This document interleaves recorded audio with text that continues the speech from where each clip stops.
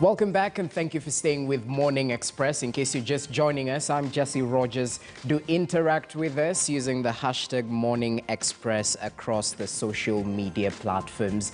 Okay, we've just highlighted what has been covered in the papers, and part of that touches on the economy, where we actually see on page 2 of the Standard, where pandemic and politics, the new realities that hit the budget. This coming in the backdrop of the Treasury actually releasing the draft of the 2021 budget policy statement. And that gives us a highlight of what to expect in the next financial year. Roughly 3 trillion Kenya shillings is what we expect the government to be using in that financial year. And the amounts will definitely form part of the conversation we're set to have right now. Not just on that draft, we'll also discuss about Kenya's public debt. It has been a concern for quite a while. Are we in the red zone? What do we need to do? Joining me in order to shed light on this particular matter is Bunyasi Sakwa, who's a Member of Parliament for Nambale, quite vocal about economic matters, as well as Exen Iraki, who needs no introduction. Gentlemen, many thanks for your time. Welcome to Morning Express. Thank you. Asante sana. Okay, now this is tough times, I must say. We're having this conversation even as we come to the realization that we need to borrow. According to Ukur Yatani, the Cabinet Secretary for Treasury, he said the options we have right now to finance the budget, we borrow concessionally from multilateral agencies, that's the IMF or World Bank, or raise taxes even higher. And what he says in terms of borrowing concessionally, it will give us this, the fiscal space for spending on the COVID-19 recovery strategy, especially in various sectors such as the health and social and economic sectors. I'd like to begin on that note. Exen Iraki, looking back at the fiscal year, how dire is the situation we find ourselves in? Because this comes in the backdrop of the suspension for debt service by the G20 DSSI framework. How dire is the situation?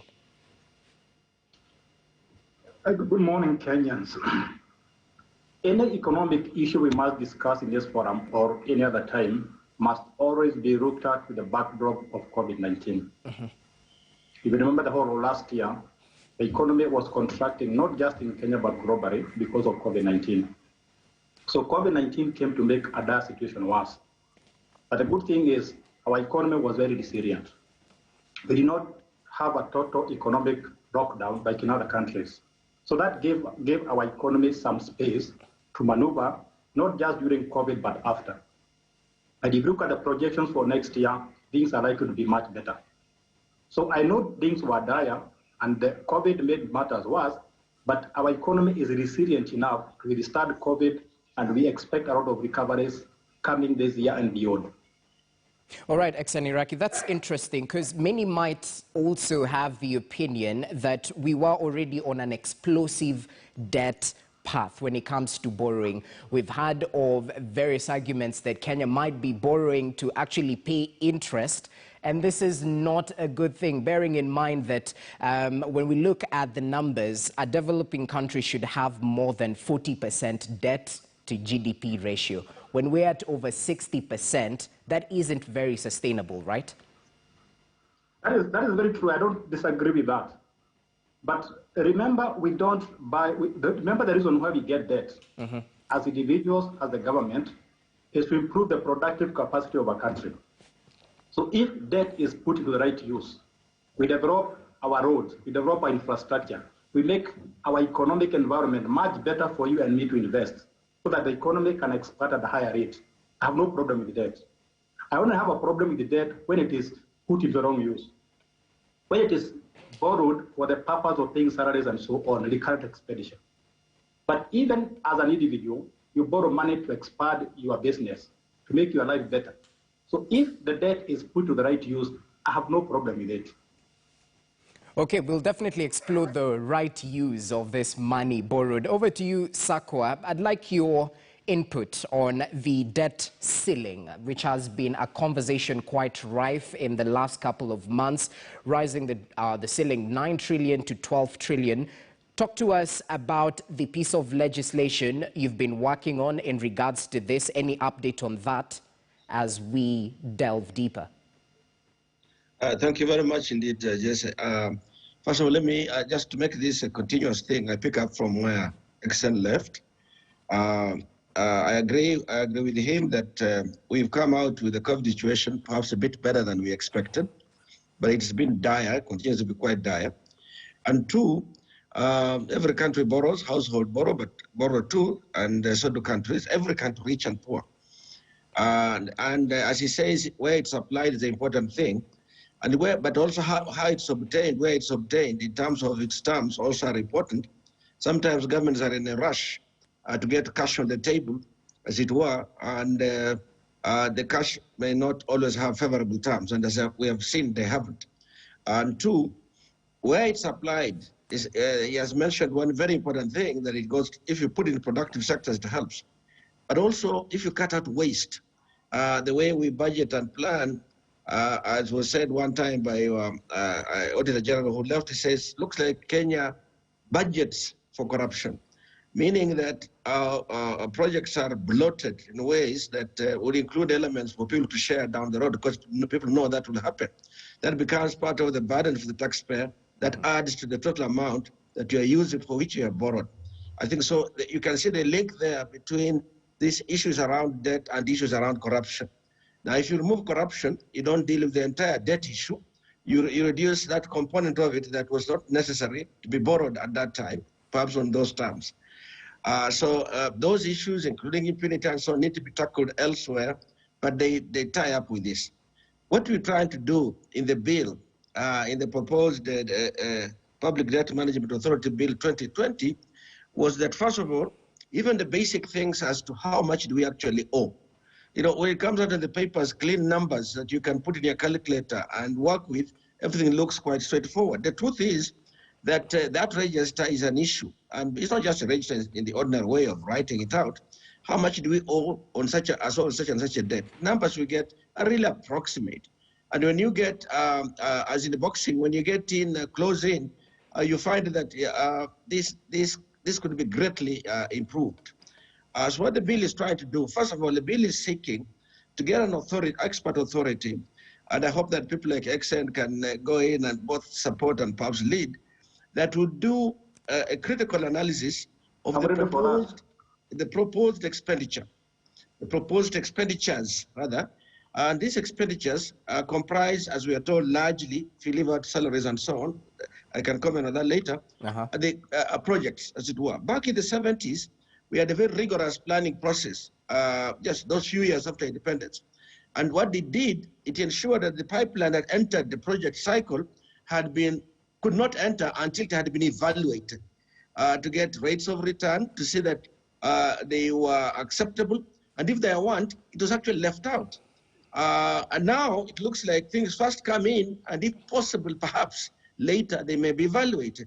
So one of the things that this bill is seeking to do is to set up an expert group again that will be able to ascertain that they shall have to be the one to do it regionally, but to ascertain that the basket of expenditures comprises activities for which value for money, including the rates of return, the expectations of the contribution to the economy have been assessed, so that we actually include a critical program for which we know the contribution to growth, not just things put in on the basis of centers of influence, as happens now. And that's a big chunk of how our budgets are actually put together. And I'm sure the CS would reluctantly agree that that has been quite a problem.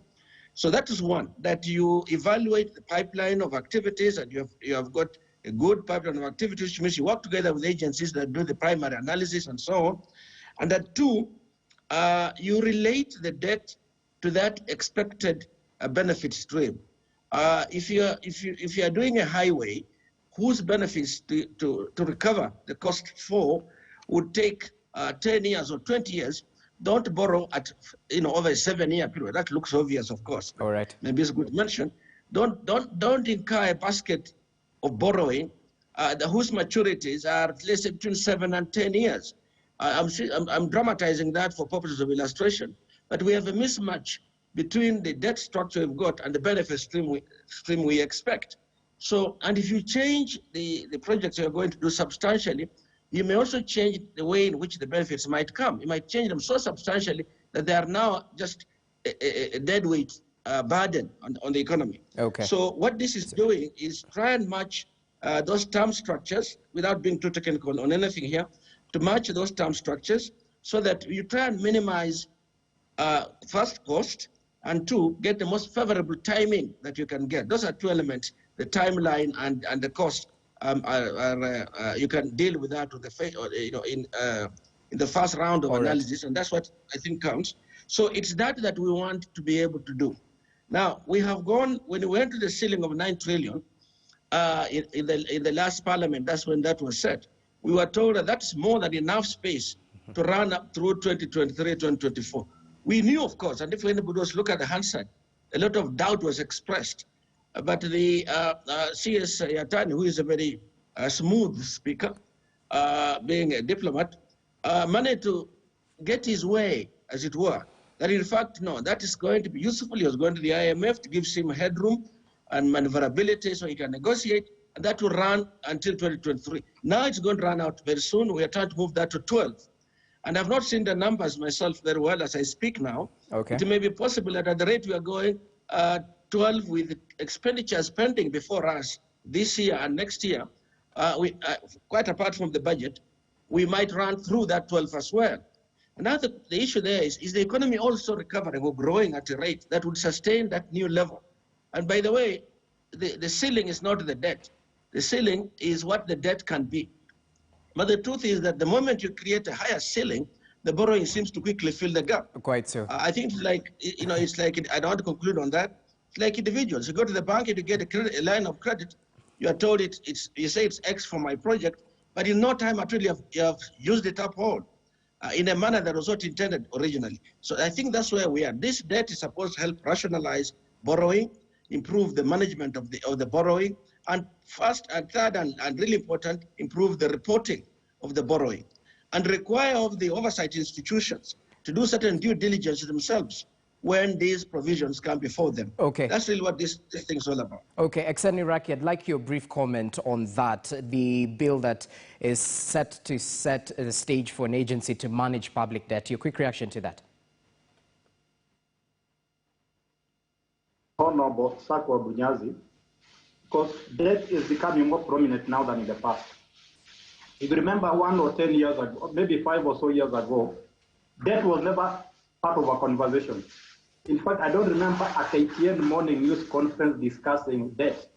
Now it is our conversation in the media, it is our conversation in academic rooms, the conversation on the streets.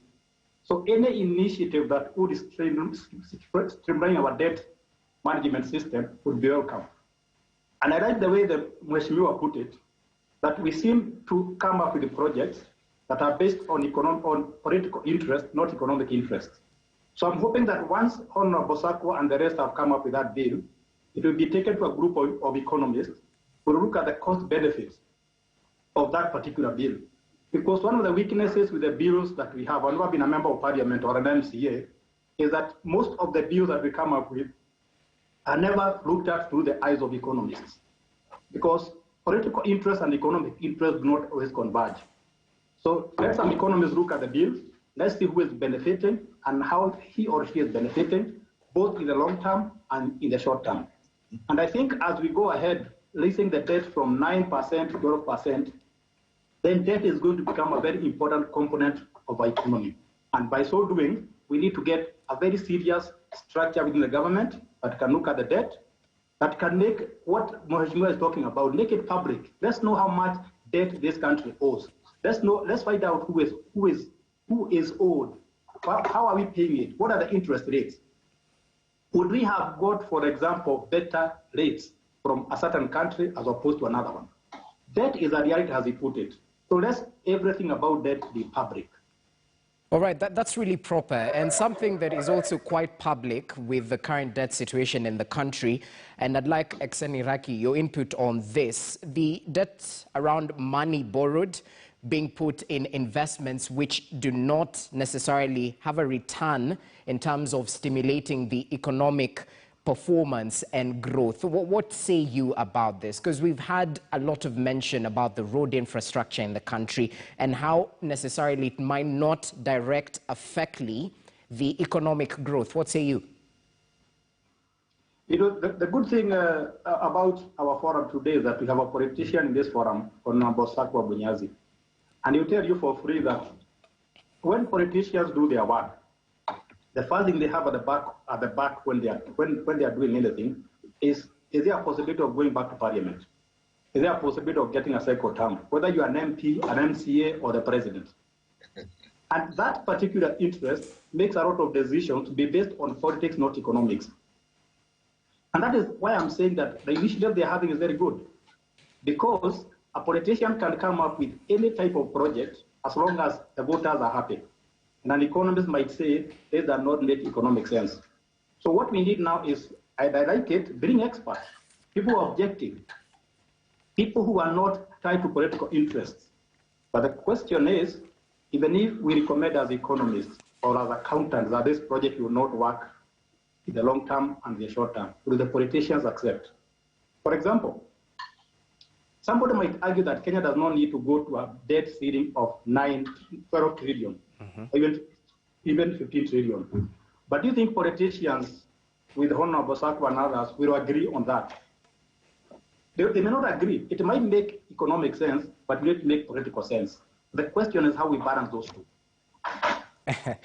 Honorable Sako, over to you. Economic sense, political sense, how do we strike a balance? That's the old age question. Yes, it's a very important question. You know that political regimes, starting right with a presidential term, is a 5-year term. And so is it for members of parliament and county assembly members. So politicians have a lifespan of 5 years. And indeed, in our parliament, we get 75 to 80% turnover. So indeed, many people have only got a life term of 5 years. What then we need is, in seeking to get that balance between the political interests, which are short-term, calibrated in 5-year pieces, and the longer-term interest. An economy like ours requires painfully accurate ways in which you plan and invest. Remember, growth comes mostly incrementally. You rarely get the big spot that doubles your income. Even if you get oil to do that, poverty may not have gone down, wealth would have gone up, poverty may still be up. So to grow in ways that you affect households is incremental. So you need careful planning, much longer than 5-year horizons, on which each success cycle is building on the previous one. Now, it is true that when things come to parliament, members want to see, they say, what is in there for me as a member of such and such a place? And I'm sure the presidency does that. Now, it's the collection of those interests that might, in fact, end up in the budget. And particularly when the budget has not been sort of put through a rigorous assessment of what its impact is. And that's where we are, I can tell you. I think that some ways to go around this. We must first recognize the value of professionalism in helping put together these budgets. Indeed, politicians would indicate where they want to go. Sometimes I'd even indicate both the pace and the scale, how big budget expenditure we're going to have, and how quickly this must be done. They may do all of that, but usually when there's clear analysis and it's brought to bear, they may moderate those tendencies. When I went back to the 70s, it's too long a period for the majority of Kenyans today. A majority of Kenyans today is a youthful nation, as we have been told, which means they were not there in the 70s, and many of them are not even there in the 80s. And that's a challenge now we have got. All right. So we are planning for people whose history is fairly short. What obtained then, and I think XN as an academic will be familiar with this, is that the planning function was rigorous enough to put in the pipeline even more projects that the budget can absorb. But those that were put in had been assessed. When we got into this Aror, Kimarera, and I'm not talking more about the corruption side of it, I think one of those dams had not even been in any way, shape, and form assessed. Not engineering, not social assessment, we're told. But somebody stands up and sees the potential here and says, we can do that. Then you put the figures in. Now, that might have been exaggerated in its origin, But I'm just repeating that for the sake of this argument. Okay. You can't run a country like that. And in a way, our budgets look very attractive because there are many trillions, there are 3 trillion.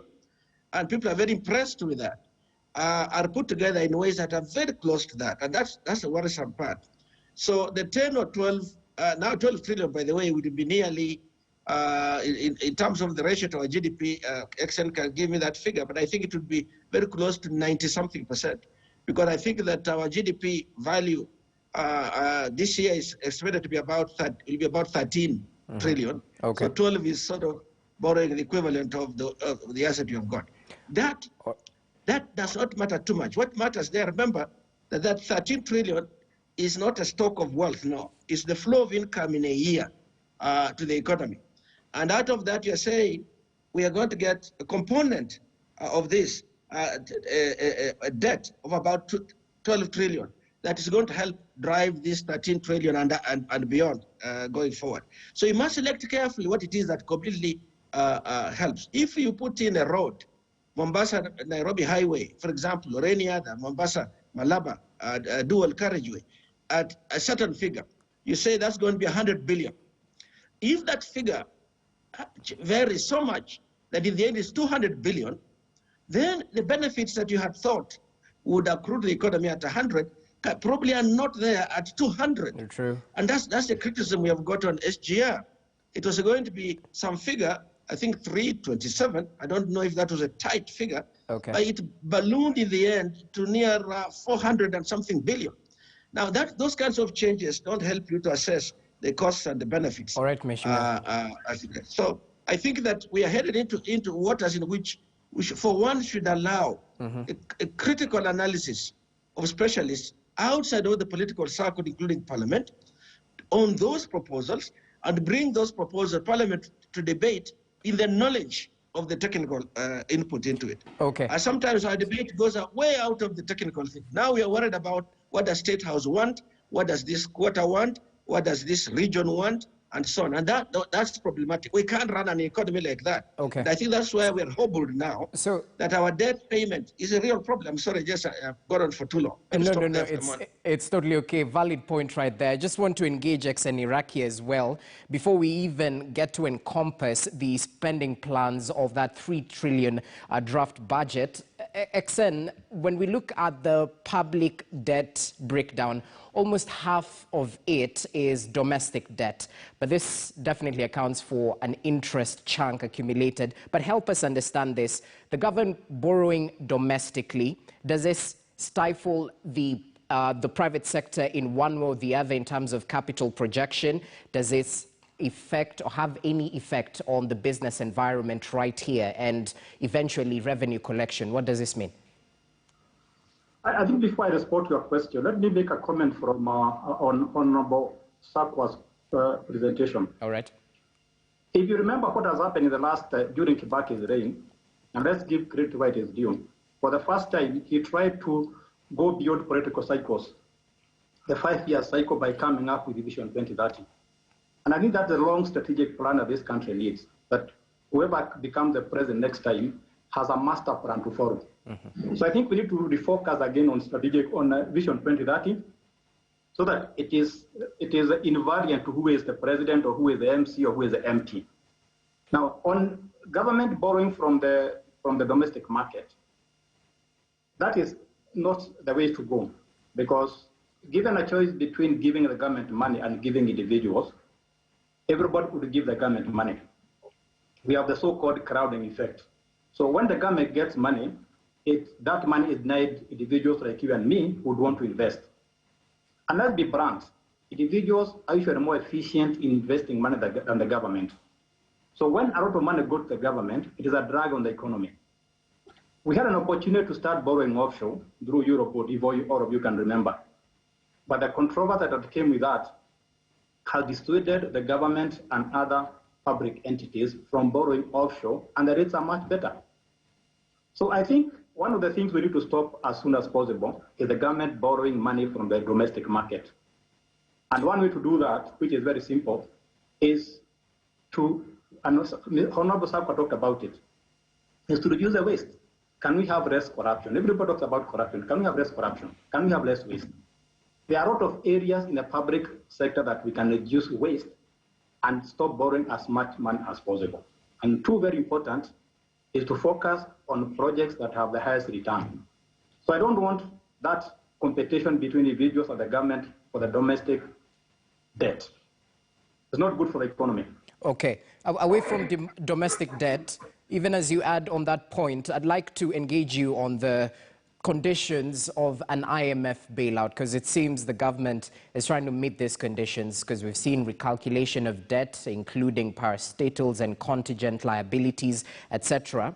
A while back, just as you've mentioned, we sort of joined the big boys club, if I can use those terms. The middle income countries went to the Eurobond market, borrowing with if I can say, no strings attached as such compared to the multilateral institutions.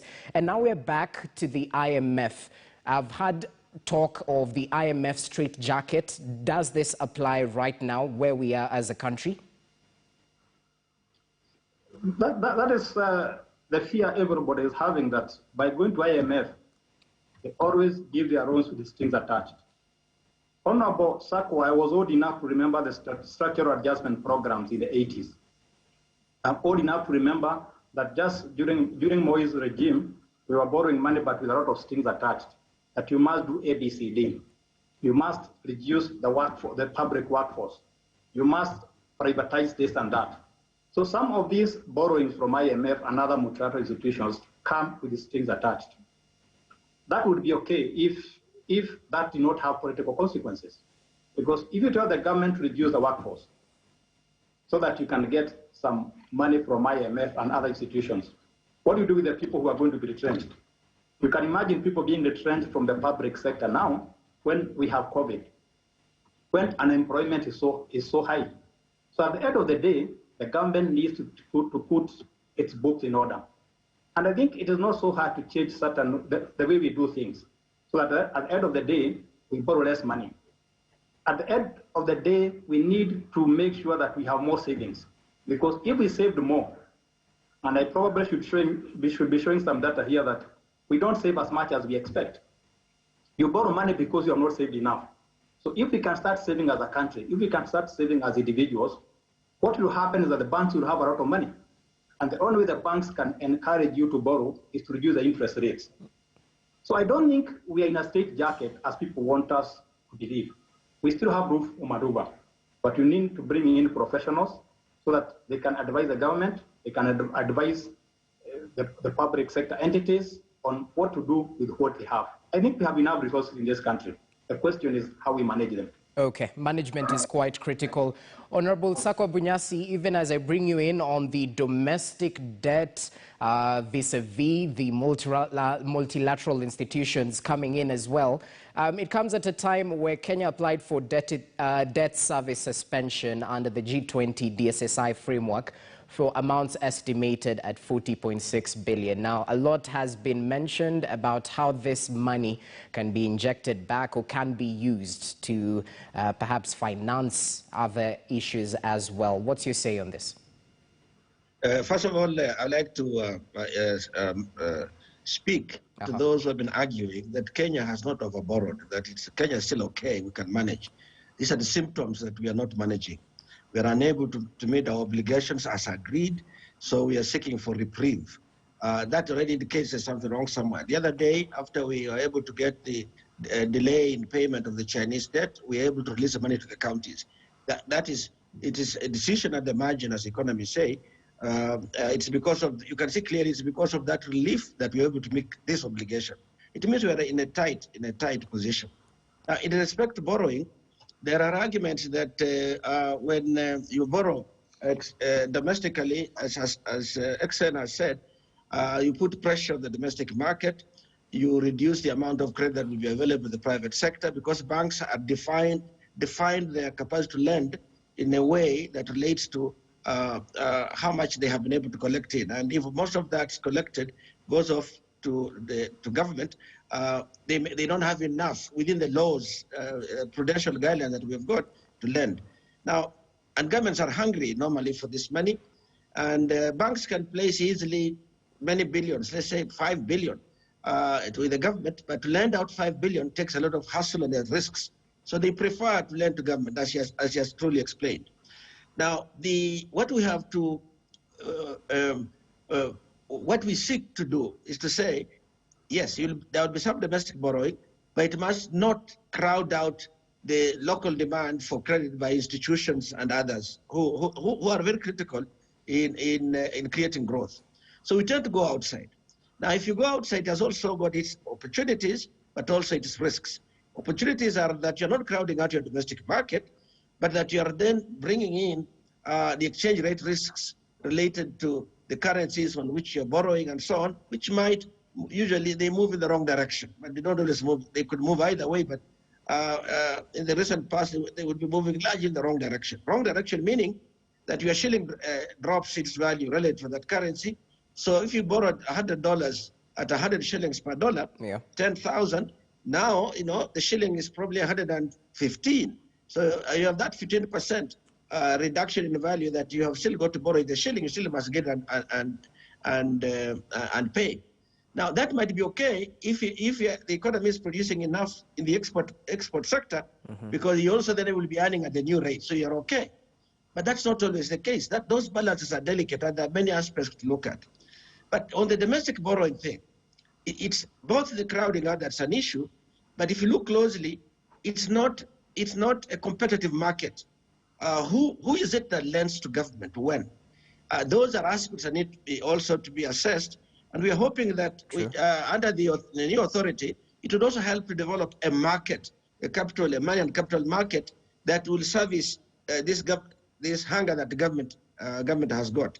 So I think on this, the Kenya initially has been running about half-half in terms of the external and domestic. It's now, I think, running, not I think, it's running the domestic debt a bit faster, accumulating faster. But let me comment on the IMF. Briefly. These are our friends in town. By the way, I worked with the World Bank from 1982, so I was there all through these structural adjustment things. No wonder you're so articulate on those issues. No, but now the point is that there is a core part on the philosophy of structural adjustments that's really important. And when we threw out those programs, we seem to have thrown out everything. What is it? It is that on a continuous basis, good management of the economy requires that if you find that the economy is going to be out of kill, it's not going to, that the expenditure running way ahead of the revenue growth. For example, now, during Kibaki time, we had reached revenue collection to GDP of about 23%. That's quite good. Yeah. The tiger economies were in the range of that range going towards 25 and so on. But it has steadily, as Kibaki left, it's steadily gone down. I think we are now at 14 point something, below 15%. That means that all of the money we are collecting is not really adequate to provide the motor that we need to grow our GDP the way other GDPs are growing. That's one problem. Now, IMF is in turn. What do? Their model is simple. They say, pay your way, and that you can't, they want to balance expenditures and revenues. Roughly speaking, there are many ways of complicating it. So what will happen? They come in and say, you're in trouble because your capacity to earn revenue is much less than your capacity to spend, as you are doing now. So you must bring those in line. What do? Cut back this? No, they don't tell you what to cut back. Cut back such proportion of expenditure. Then governments look around and they say, what then do we do? The easier sectors is cut back the social sectors, because these are not well defended in terms of voice. So you can increase cost sharing in education, in health cost sharing. If you increase, you're cutting your expenditure, you want the user to pay, and then there's an outcry. But it's government which offers where it's going to cut. Let us remember that. And governments don't say that when they go public. They say IMF wants us to cut back here and cut back there. Governments offer this, actually. So, and that's very problematic. By the way, when IMF comes, you know that your patient is in ICU. And that's where we are. Jeez, okay. That's scary. If I'm a viewer back at home, I'd be worried. But let's look forward. in terms of the spending plans of the next financial year, according to that draft that was released. Just to put the figures out there, it centers around 2.96 trillion in terms of that 2021-2022 financial year. The government targets raising 1.765 trillion in taxes. So there's a budget deficit of about 937.6 billion. Exena Iraqi, I'd like to engage you on this particular matter, Professor. Looking at the areas of focus in terms of that particular financial year, public debt repayment, infrastructure, education and security seem to be the top expenditure priorities. Your quick reaction to this? I think it's very clear that the government is focusing on the Big Four agenda. One of the big focus of the Judiciary regime, or better, President Uhuru Kenyatta's regime, is the Big Four. And I expect more accelerated focus in the next 2 years towards the end of his term. So the Big Four are going to get more money. They are going to get out of money going to repayment of debt, because I don't think any government wants to default on its debt.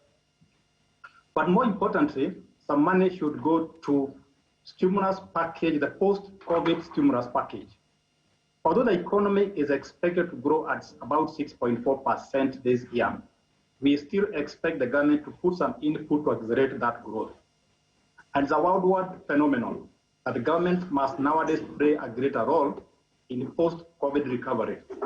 The private sector is not enough. The government must play a role.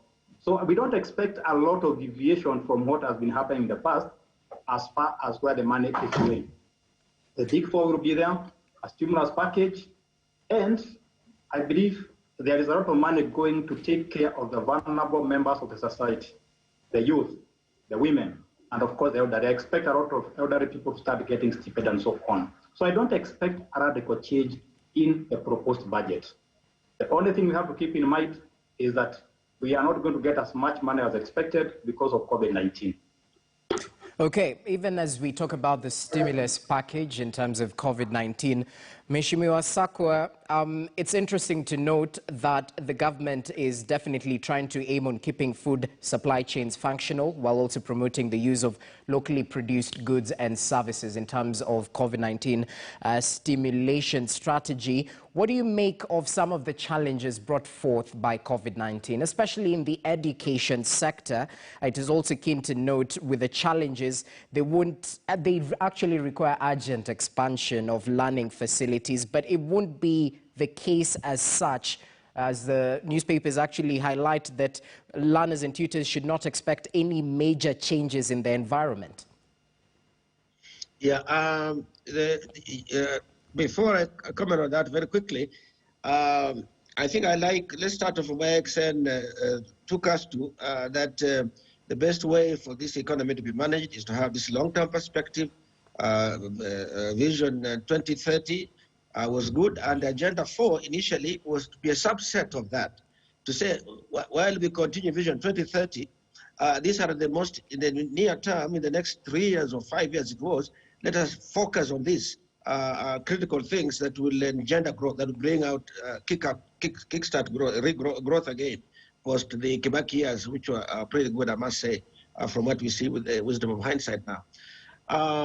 Now, in this post-COVID, no, actually it's not post-COVID, I would say it is in COVID recovery strategies. True. Because COVID is going to be with us as we see it for much longer this budget cycle. So it's not going to be, none of it will be post-COVID, all of it will be in COVID. First, the revenue assumptions are optimistic, not because of COVID.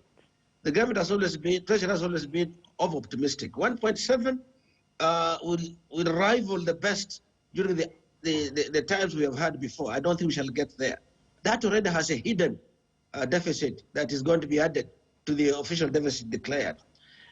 We are not going to meet the requirement in the education sector, for example, of spacing, of the level of hygiene in terms of facilities that are needed, of surveillance and so on. That's very tough. And my prediction is that we are going to muddle through. We have opened schools are going to run. and they'll be where they may be, you know, as the case might be. As you know, there's very little oversight, perhaps some in urban areas, but there's really oversight that really worries about these effects carefully. So I think it's going to be under-provided for. I don't think that we can afford to provide for the true needs for education.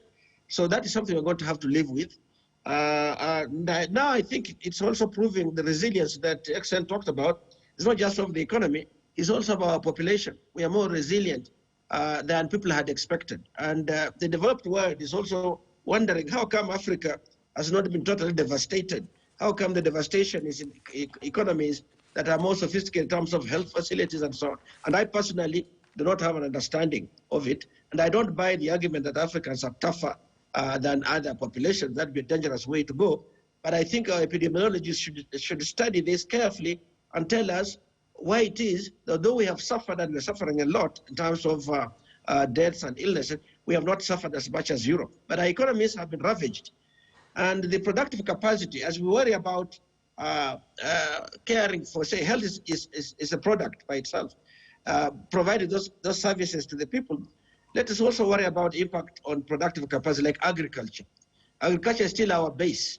It's through rapid agricultural development that we'll get the surpluses that will go into ICT and other areas where we can investable surpluses and so on. We have not paid enough attention in the best of times over the last 8 years or so. And as you see, that coincides with Jubilee. I think we assumed we're going to go digital, we do something that's off the ground, we would walk on air and so on. So we need to go back to the basics. Okay. As I look at this revival thing and put a lot more resources in agriculture. Agriculture will affect many households at the same time. Agriculture will produce the surpluses that will go into our banks and go into our institutions and help the recovery process. Okay, still taking a look at those projections, agriculture, just to note, agriculture will be receiving around 70 billion. That's a 10.8% change from the previous financial year upwards. So that's quite keen to note. But Iraqi, briefly, it's also quite keen to note that the judiciary will be among the sectors to receive budget cuts. What does this speak to? The independence of various institutions. Also, the counties might also be affected going forward. What's your take? I think that question was answered by Honorable Sakwa Bunyasi when he said that the government usually cuts expenditure on sectors that are not well defended. Yeah. So it is not surprising that certain soft areas are getting a cut. But I don't think we need to get a cut for areas like judiciary, because if you want the economy to be efficient, then we must have a very efficient judiciary. If you are going to come to this country as an investor, or if you are a local investor, you want any disputes to be resolved as quickly as possible. We have had cases taking as long as 10 years and so on. Some of them are resolved when the person who took that case to court has died. So I don't think judiciary is the best place to cut expenditure. The counties are also soft. That's why they are getting a cut. And the argument has always been that cut the money going to the counties because they don't produce a lot of money. So it's very hard for them to defend themselves. But I think what we should be focusing on is not which areas the money is being cut. We should be focusing on which areas are producing the money, which areas are producing the income or the revenue. Mm-hmm. So what we need to do in COVID, as Honorable Oversight put it, is to focus on which areas can we make more productive, so that at the end of the day, we have each sector producing more, each sector becoming more productive. I think we put too much emphasis on sharing the money than producing the money or generating the money. And I think that that is what we should do after COVID. Restructure our economy. We had a golden opportunity to restructure the economy, but we know where we went wrong and we know where we can go right. All right, Iraqi, many thanks. We'll definitely delve deeper. Quick reaction, Honorable Sakwa, before we take a short break. Thank you very much. I think that I agree with what XN has said. The only thing I worry about in this country in respect of devolution and funding to the county is always taken as if it is a leakage from the economy, as if it is a dead weight they have to carry because they must carry. They forget that, in fact, of our population of 50 million, perhaps 40, perhaps 35 to 40 million are out there. They're in those areas. They need basic primary healthcare services and things like that. Roads, so as you know, roads were developed without full costs being developed. But I think very importantly, we should look at these counties as being an integral part of the economic model, the economic structure that we've got. Because what remains at the headquarters is what ends up in this huge chunk projects, and where most of the corruption now comes from. It feeds the corruption. There are issues there. I'm hoping, though, that people will be. By the way, I project that we are going to have another big battle with the counties, because they were promised to go up to 370 last time. That's what broke the impasse. Now it's at 326. You can expect a very tough discussion on this one as we go forward. Should money go to the counties? More money? I think we should take more money to the counties, because they are carrying functions that, if carried out well, would provide the basic services to Anjiku. It's just that the noises around corruption are made louder in the counties than they are at the national level. And by the way, very quickly, we have seen historically, in terms of political economy, you make a lot of noises about the smaller issue to hide the bigger one. As you are looking in a particular direction, you're forgetting what's at the back here. The corruption challenge we have got is huge all around. We don't want it in the counties, but it's horribly big, even at the national level. If we cut that and improve services, the recovery of the economy will be faster. But if not, people are going to be hobbled at the level about where we are. And as I conclude, Treasury is projecting ordinary revenue 1.7 trillion. Is nowhere near what they can achieve. We know that historically, not so far back, just recent history. And that's always a problem every year. They hide a big deficit by overstating revenue when they're seeking to approve the budget. As soon as it's approved, you get revisions through supplementary bills that indicate revenue is not going to grow as fast as we want. They knew that, and I think somebody must be held to account. All right. Well, definitely, history has taught us well. We definitely don't need to be to take a look at the smoke screens, the bigger picture in terms of waste. Let's take a short break right now. We'll still delve deeper into the economy as it is looking forward. We'll touch on that particular issue Honorable Sakwa has raised, the target in terms of collection of targets, the deficit that we usually encounter. What might be the issue in terms of that particular deficit, even in the time where we have new revenue streams? All this coming up after this short break. Do stay with Morning Express.